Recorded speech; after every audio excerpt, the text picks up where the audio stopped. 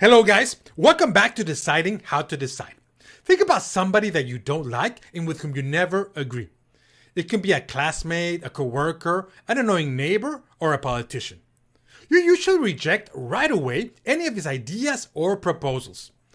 I can't stand him. Nothing valuable or intelligent can come out of this person, you think. Is there a chance that you are being unfair? Are you sure you can't discuss or negotiate anything with this person? Is this person wrong all the time? Today, in the critical thinking chapter of Deciding How to Decide, we will talk about the reactive devaluation bias. What exactly is it? The reactive devaluation bias is a tendency to reject ideas or proposals made by another party when this party is perceived as antagonistic or negative. We wrongly value an idea not by its merit, but by who made it. Now, let's see an example. In a 2002 study published in the Journal of Conflict Resolution about the Israel and Palestine conflict, researchers asked Palestinians and Israelis if they will support a specific peace plan. They showed both sides the same plan, but they told Israelis that it was a Palestinian proposal, while they told Palestinians that it was an Israeli proposal. What do you think happened? The study found out that both sides devalued the proposal purely because it was presented as the other side's offer. You may be starting to guess why reactive devaluation happens. The Israel and Palestine conflict is a good example of how a person's sense of identity and culture can contribute to its perception of others. The us and them mentality generates animosity toward the other side. Parties who receive offers may conclude that it must be a bad deal for them merely because the other party made the offer. That is, if Party A makes the offer, then it must be good only for Party A due to the competitive nature of the relationship. Agreeing to a peace plan from the other side arguably means losing to the enemy. Our perception of others gets us too defensive when interacting with people perceived as rivals. Why would he propose me an agreement if it didn't benefit him more than me? It must be unfair. We see others seeking their self-interest, and you're probably right. We all seek our self-interest, but not all the time. It's not rare that two parties can view a conflict as a zero-sum game. The gain for one party equals the loss for the other. What you win, I lose. What I win, you lose. No chance of expanding the pie or to generate wins for both sides.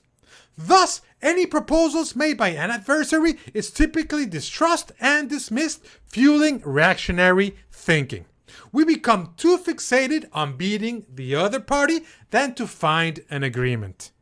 Finally, and you will agree with me that we human beings are inclined to reject and devalue whatever is available to us and to want and strive for whatever is not. We want what we can't have or what is not offered, just for the sake of it. We reject a proposal not because of its value and not because of an adversarial view, but purely because the proposal is available. You may be asking why this is important.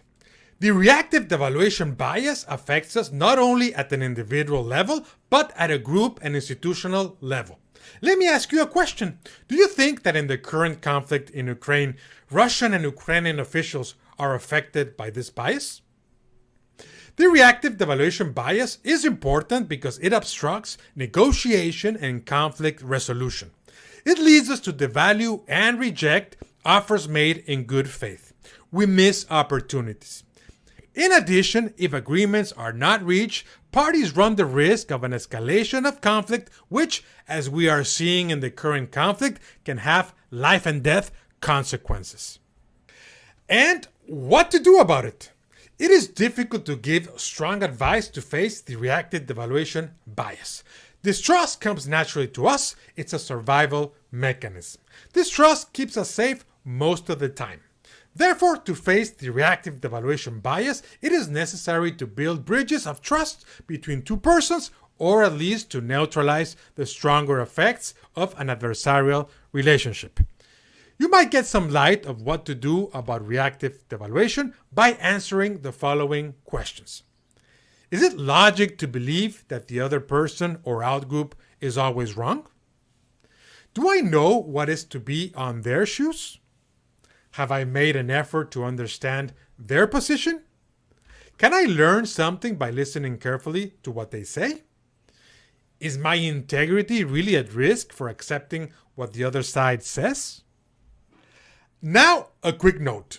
The reactive devaluation bias was first proposed by Stanford psychologists Lee Ross and Constance Stillinger in 1988. They administered a survey in the United States to assess participants' position on a mutual weapons reduction by the United States and the Soviet Union. A specific proposal was presented as either written by the US President Ronald Reagan, a neutral party, or Premier Mikhail Gorbachev of the Soviet Union. I am sure you already know the results. Now, a disclaimer. Remember, this video is not the last word regarding the reactive devaluation bias. Its goal was to ignite your interest in this topic so you do your own research. I am sure you have many comments for and against the reactive devaluation bias. Send us your feedback so we can continue this conversation. We're about to go, but first I want to invite you to take the decision-making course, Deciding How to Decide, based on behavioral economics and in which I am the professor. In this course, we study the limits, inconsistencies, and cognitive biases that affect our important and complex decisions. I know you're going to take many of these decisions, so you're more than welcome to join us. Time to go. See you next time. Thank you.